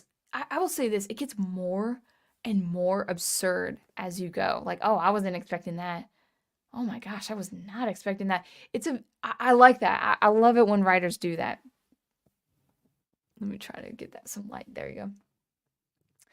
I love it when writers do that. When the writer is not afraid to go extra supernatural, extra absurd, because it's like, wow, I wouldn't think to write that, but it makes the menace of Count Dracula all the more menacing. Yeah, the storm approaching the coast, the mysterious overtaking of the ship, large dog fleeing the ship, and he is a force to be reckoned with, but Dracula does also have his weaknesses. Really the biggest weakness that he had was he has to do everything in secret. He's just one person, he's just one being, and he claims his victims secretly in stealth at night. But to travel from one country to another, he's really at the mercy of who's traveling with what. And yeah, he has banknotes, he has ways to bribe, he has ways to sneak on things, as a matter of like using the elements like fog or something like that. He has ways to circumvent and get around people and get to the situation he wants, but he's still at the mercy of traveling. Like he can't just he can't walk. He's got to go by boat.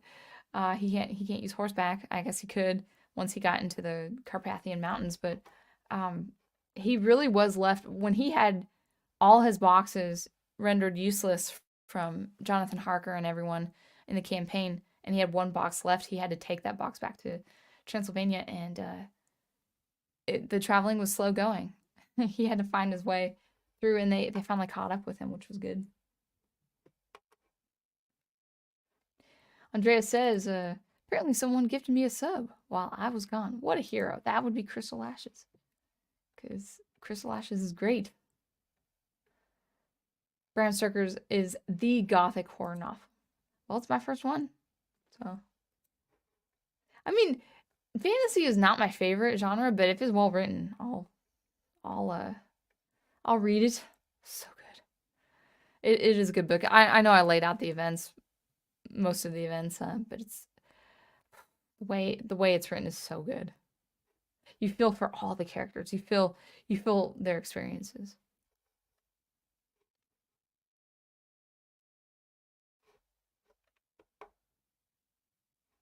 So Samuel Proctor says something interesting. You say, I remember vividly the first time I read Dracula, it was early 2020.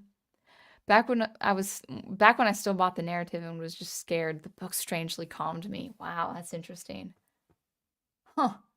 Well, I mean, tip of the hat to good stories.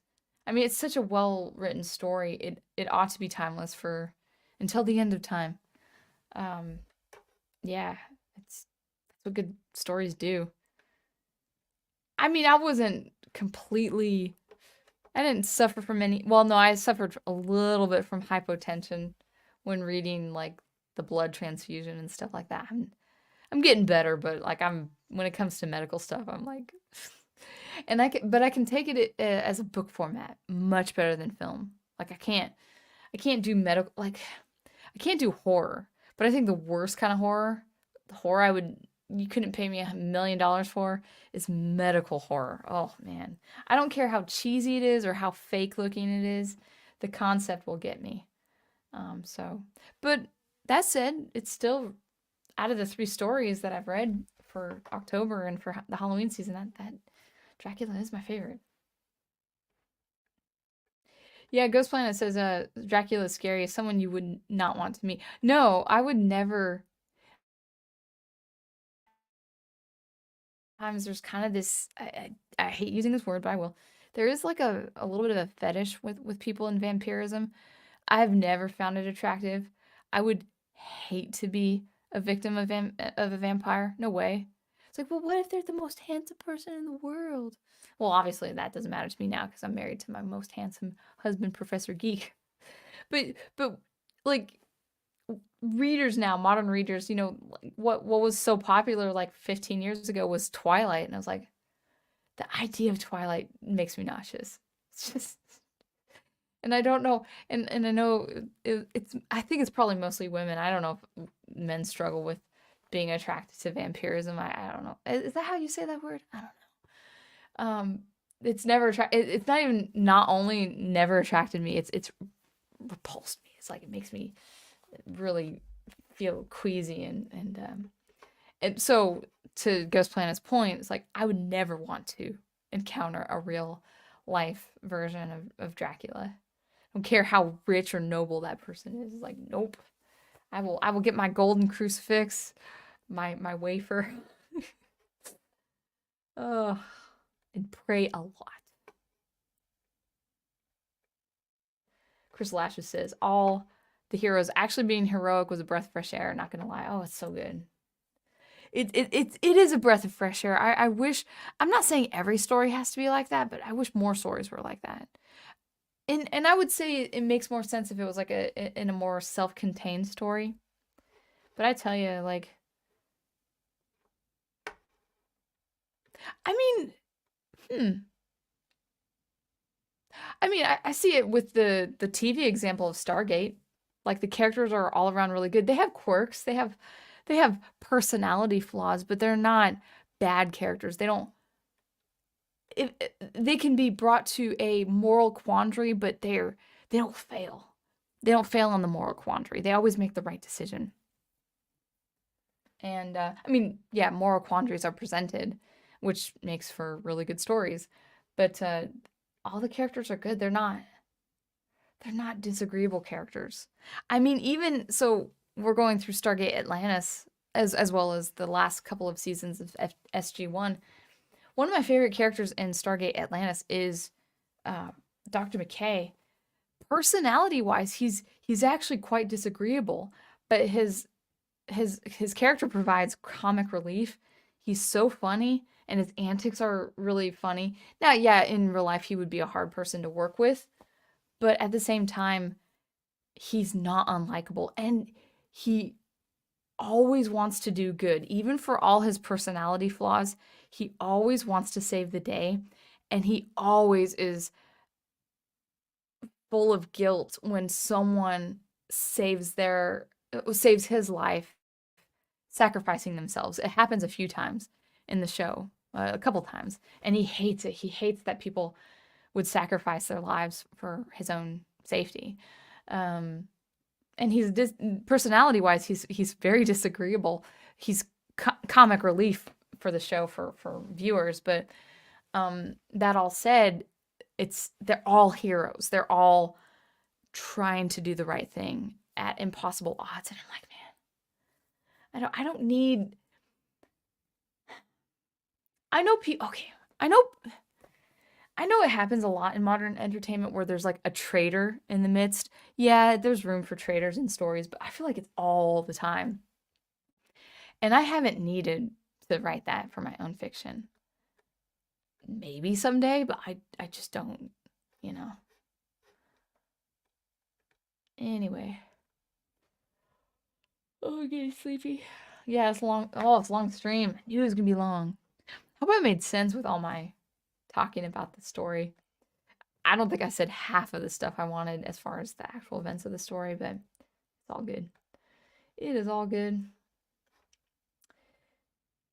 Final Fantasy says, I think the only reason why moral quandaries are done poorly these days is because people confuse moral complexity with moral ambiguity. I think you make a really good point where people try so hard to gray out the black and white when it comes to good and evil. And you don't need to. I mean, not always. Moral quandaries, yes, are complex matters, you know? Whatever you decide, are you doing the right thing? That's the question of the story. But I think people go over the top and saying, no, that could be grayed out a little bit. I was like, no, sometimes it's black and white. Sometimes it's right and wrong, and it's easy to see that it's right and wrong. And people have this idea like, oh, the more complicated I'm going to make something, the more interesting I'm going to make it, and that's not always the case. Yeah, there could be incredible conflict. There was incredible conflict with the campaign against Dracula. Incredible conflict. Not between them, not between the 6 people in the campaign. But it was Dracula. It's Dracula who made the conflict. He was a threat. He was horrifying. You know, that's conflict enough.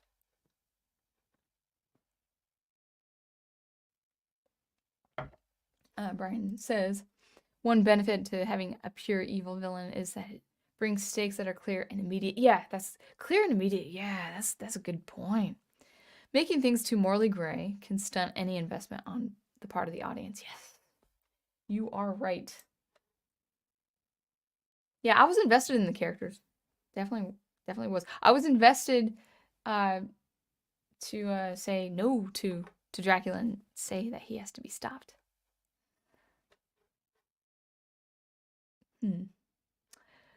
Andrea says, good guys being good and bad guys being bad sounds like an archaic concept to these modern writers. Well, I mean, I know Prof has said this so many times on his live streams, and I have myself, I'm sure all of our contemporary commentators of pop culture say this, but when you make someone good in a story and when you make someone bad in a story, it is a reflection on you somehow. Like, okay, are you living to the ideals and the virtues of this good character? Are you slipping to the bad stuff with this bad character? And that was the whole problem with the whole Joker movie. Like, you really shouldn't sympathize with someone who's gonna kill people just because he was bullied, you know. Doesn't excuse murder. But I was bullied. Yeah, so what? Not everyone who was bullied in their lives, even poorly bullied, horribly bullied, resorted to killing people. It's like murder should be bad. Isn't it such a weird thing that's a hard concept to swallow? But murder, I mean, but was he justified in murdering that meanie? No, he was never justified in murdering. Even if he murdered a bad person, it still doesn't justify murder. Let's see, Andreas, or before that, Final Fantasy says, complexity on the other hand, is hard to make out because everything is so intricately involved to create a whole. I mean, here's the thing, it's like you can actually have a really simple premise and plot and just add to it and make it so wonderfully intricate. You know, complexity is not the same as confusing or muddying up or graying out. Complexity can be, I mean, even with some straightforward plot lines weaving together, that's a complex whole. And yeah, modern writers have a hard time with that idea. Andrea says, I guess modern writers want to portray villains as the real heroes because deep down the modern SJW writer has evil qualities and they want to be justified for their actions. Yeah, and maybe it comes also from an understanding like well, I understand this person, therefore I'm a better person for it. Like I can sympathize with this person, therefore I'm a better person for it because I'm more open. It's like, no, that's not true. Back then, Andreas says, normal people looked up to heroes. Now, postmodern writers look up to villains. It's weird. Samuel Proctor says Harker is a last name with such a gothic sound to it. I don't know.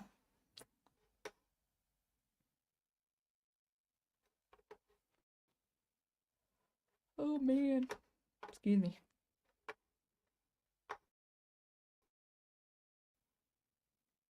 I don't know what Samuel's saying with I never drink wine.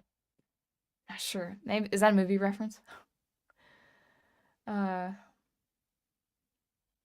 Yeah, Crystal Ashes says the first part of Dracula is very unnerving. You really feel for Jonathan and his predicament.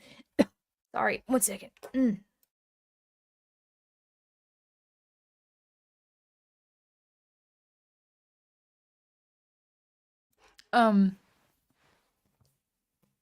It's the most supernatural. That's the strange thing is when you get into England, yeah, you do see elements of the supernatural in England, but man, when you're in Transylvania, you're in it. You're in the thick of it. And I thought that was a really good way to open it, you know? It's not going back to Jonathan Harker's encounter with Dracula. Like, oh, this is what happened when I traveled to Transylvania. It's like you're in Transylvania. It's very good. Yeah, you say that scene with that baby was very hard to read. At first, I didn't. I had to reread it because I didn't catch it all the way, and then I'm like, oh, that's yeah. That's when I knew Dracula was bad. That's when I told Prof, I was like, I don't like Dracula. He's almost as bad as Apophis. Apophis is the villain in Stargate that I just never liked. Like, there are some villains in Stargate that are obviously evil, but they're kind of funny. But I never liked Apophis. I want to have gone.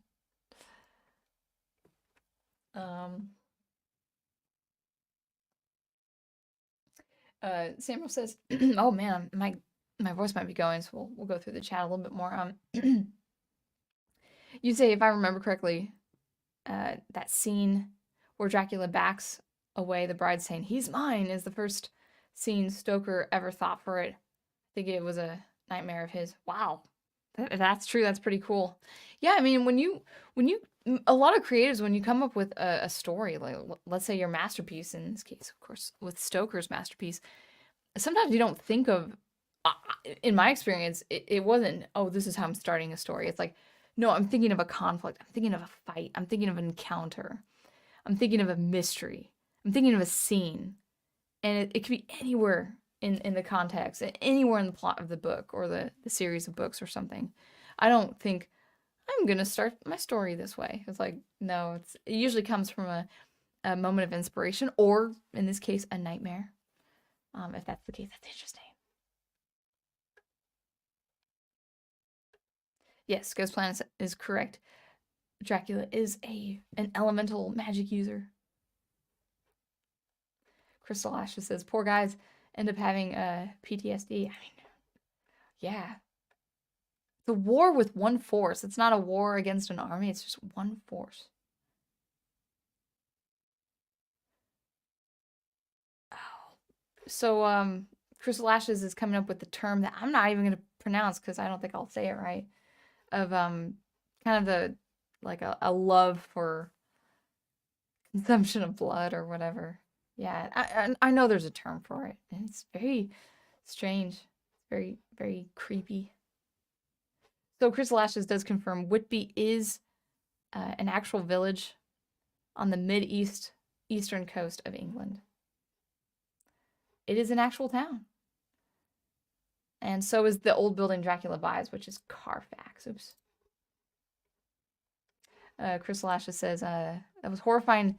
That was a horrifying image with Lucy on the bench and a mysterious red-eyed individual on top of her. I mean, I was more horrified when she actually transforms into the Bloofer lady, the vampire lady. When Van Helsing reveals the truth that these marks are, Lucy made these. It's like, because I didn't know. I went into the novel not knowing anything about Dracula, not knowing anything about the story. And I was like, oh no. So it wasn't like Darth Vader. Like I knew Darth Vader was Luke's father before I ever saw the movies. Like, years before I saw the movies. I love that was a twist. I was like, oh no, it's not over yet. They still have to help Lucy free her soul. Hey Ace, good to see you. Late to the party again. No, you're fine. I mean, gosh, it's a 2-hour stream. That's okay. I'm making up for being off stream, for 2 weeks. Probably around 8 o'clock. I'll stop. It's getting dark now, so I mean, I don't mind night walks. I think night walks are cool. But building stamina. So it was a crisp day. It was a crisp autumn blue sky day. It was a little warm, but it was crisp. It was not humid. And so we went out walking before the stream. Chris Lashes says, then Giga Chad Helsing enters. Yeah. Don't make me laugh. I'm gonna cough.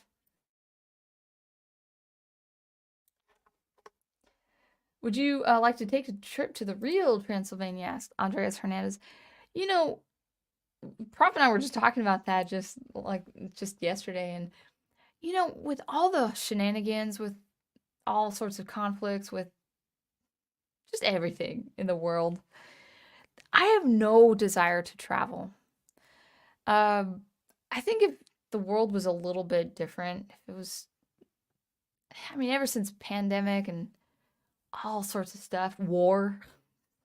Why is there war? Why is there all these wars? I mean, just traveling internationally just doesn't sound appealing to me. I mean, we would love to see it, but the idea of traveling is just not appealing to us. We have a limited schedule too because we're with Alyssa, who she can't travel extensively like that. So our time with our family is very limited anyway. So it'd be nice if there was like a replica. If I said that right, replica of Transylvania Castle. Maybe there is. I don't know. But it'd be cool to see. But until then, we just have drones and pictures, I guess. Oh man, I'm getting sleepy.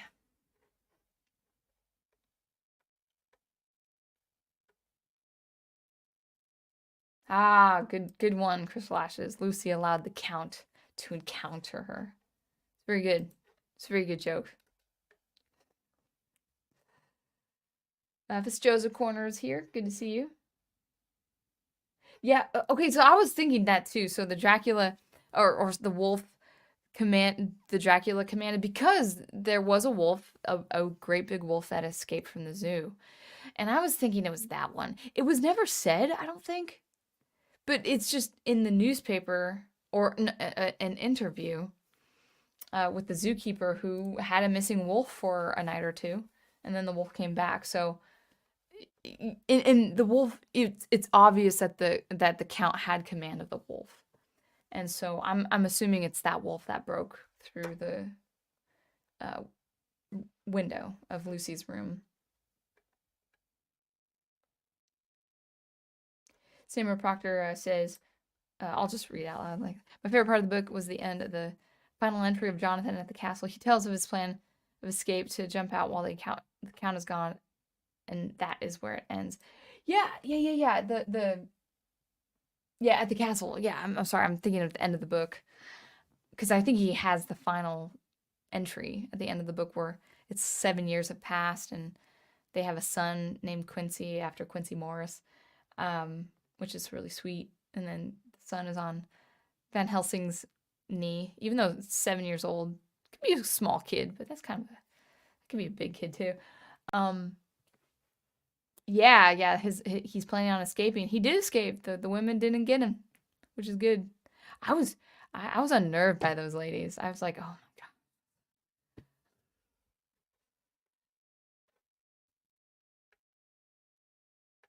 Yeah, exactly. The same Proctor says anything. And we don't know anything about what happens to him after. He just writes, "Here I go," until many chapters after. And we know that he can at least scale along some some wall to the Count's room. So who knows? Who knows?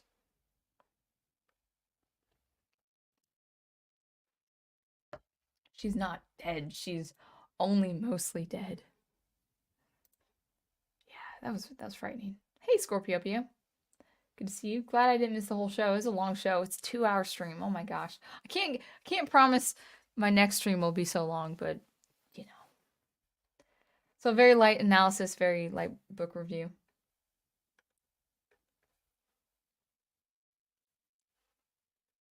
Yeah, yeah. Arthur had to be the one to free his fiance. That was his there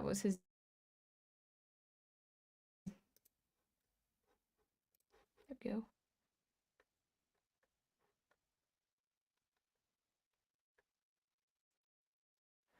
Ghost Planet talking about more of the folk remedies of Dracula. This is my first time reading the book, so I don't have all the knowledge of what would thwart Dracula. Oh yeah, and all the rats. Yeah, that was pretty terrifying because the rats were also kind of in a strange way the offering to Renfield. Should he serve the Count? I think. Can't remember. Yeah, he was given a redemption of sorts. Like he had a moment of conscience and he confessed. Like it's a confession. Right before he died and as he was being surgically treated, he was confessing to the doctor what had happened. And there's a moment too where he before the encounter and fight with the Count, he's begging the doctor to send him away somewhere else. His conscience is getting to him. Amy L says, I never knew the actual Dracula story. It's a good story, even though I talked about it, man, it's still worth reading. I'll probably it's a repeatable read. I won't read it every year, but I'll read it a few times. Crystal Ashes says, I like how Jonathan and Mina named their son after Quincy. That was really nice way to that was a really nice way to end it, yeah.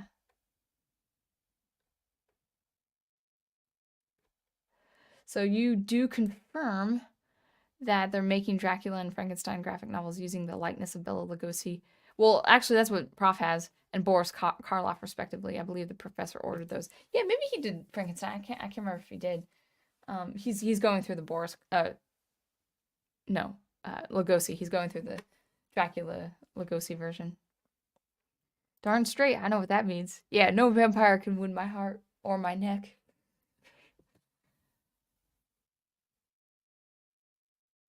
Good for him the ship didn't sink. We would have been a very short story.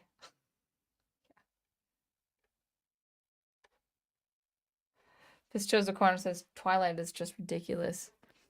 Never saw the appeal. I mean, I was in college when it came out, so even so, it's just not my thing. I'm not saying it's poorly written because I never read it, so we'll see. It's just a craze.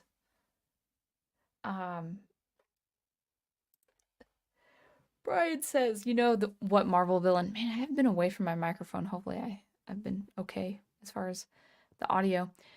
And I'm losing my voice, so maybe I should sit closer to the microphone. You know what Marvel villain may have borrowed from Dracula? Omega Red, who could drain life energy from his victims and his carbonadium coils.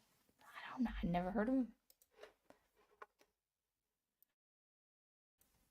The one story I should see is Batman versus Dracula. Oh yeah, like so I'm done with Dracula. I'm gonna read, I don't know what comic, but I'll read a Batman comic for Halloween. And if it's good, I'll probably review it next week. My voice is giving for sure.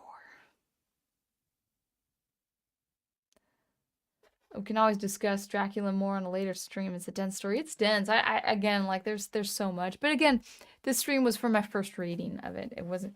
I mean, yeah, I was a little bit long-winded talking about what happens, but it was more off the cuff. I didn't have any notes or anything. What's Dracula's favorite school subject? Math. I don't get it. Sorry. The joke is over my head. Oh, because they don't call him Count Dracula for nothing. Good one, Andreas. That was good. It was that wolf, Professor Geek says. He came back to the zookeeper, oh, with broken glass in his fur. See? There's some details I missed, but, you know, Prof has read it repeatedly, so can pick up those details. Yeah. All right. Crystal says, hope we're not killing you with too many chat messages. This is great. Yeah, more Batman comic reviews. Yeah, I mean, if it's a good comic that I read, I have no idea. I want to read a Batman comic, you know, right before Halloween because it's Batman. I have loved the Superman stories I've read, but I need to give Batman a chance as well. So, yeah, that was great. So we'll wrap it up now, just with a couple of things. So thank you guys for just hanging out, talking about Dracula. And the story, because it's a wonderful story. It is going down as one of my favorite stories. I love self-contained stories. So stories like Dracula, and for Halloween also, Something Wicked This Way Comes. Really good self-contained story. It's one of my favorite stories. I was actually just thinking about it just earlier this afternoon, like how much I still love like something like Darth Plagueis. It's in the Star Wars universe, but it's a wonderful self-contained story. I love self-contained stories. I do need, I have a massive epic, you know, in mind to write for science fiction. But I do value just self-contained stories. It could be in the same universe or something like that, but just one novel is pretty important. I think it's just really important for literature, and so I'm so glad. I have really deeply appreciated my run through Frankenstein, Strange Case of Dr. Jekyll and Mr. Hyde, and also Dracula. Dracula being my favorite. I think, as I said before, it's just my favorite because it's an adventure story. I think having an adventure story with the elemental, the supernatural, and the symbolic is really, really important, or archetypal is really important. It's not really an adventure story with Frankenstein. It's just a well-written, pathetic tragedy. Let's see. So, I am on the mend, starting to teach again. Well, I taught last week, so that's been good, teaching again. Last night like we were put, our illness really set us a month back. I'm like a month behind things like, releasing music stuff and things. So I'm still working on music. Like, I just think in just general, besides streaming and posting shorts and maybe a little bit of music for now, I think YouTube, besides streaming, is just on the back burner. I went over a list. I started compiling a list of music I started composing, months back and stuff. Lots of drafts, lots of music pieces that I need to finish, and it's a lot. Like, music making is really, as far as creative priority is concerned, is really the first priority, even more than YouTube. I love YouTube, but until I get my music released and get things working with violin and electronic music, it's just gonna be a slow time for me for YouTube, besides live streams. I want to go back to SuperCollider, but I've just got a lot of things to consider. I have a few objectives with SuperCollider, but I want to work in those, objectives just personally as a learner before I start doing more SuperCollider videos. And then just writing short stories and my science fiction. I'd like to, one of these years, publish a compilation of short stories that are aligned with certain events in my fictional universe, especially with my longer fiction. So sickness really took us a month. Like, really stopped everything. I have not worked on, well, this last week I have, but before last week I didn't work on any creative thing. I was just, well, besides listening to Dracula and reading Dracula and then playing Zelda. But yeah, so it's good to work again, build my stamina for coming over the sickness. It was a really bad illness, a spell of illness. It was long. But I'm back in my music making. I'll get something released eventually. It will all come. Uh, so yeah, next week, well, streams. As I said before, streams have resumed. We'll talk about more creative things. I really do hope you guys have a wonderful, wonderful Halloween. We've had a great, even with our illness, we've had a great season feeling Halloween, seeing some sights, getting in the Halloween spirit, getting in the holiday spirit. So Advent, Thanksgiving, Christmas, obviously New Year's, 12 days of Christmas. So we're having we're gonna have a good rest of the 2024, and of course election season, which is great. So anyway, before I lose my voice completely, I'll end it there. Thank you guys so much for watching and listening. And until I see you next, keep producing, preserving, and promoting that good art, literature included, that you love. And I will catch you later. Bye.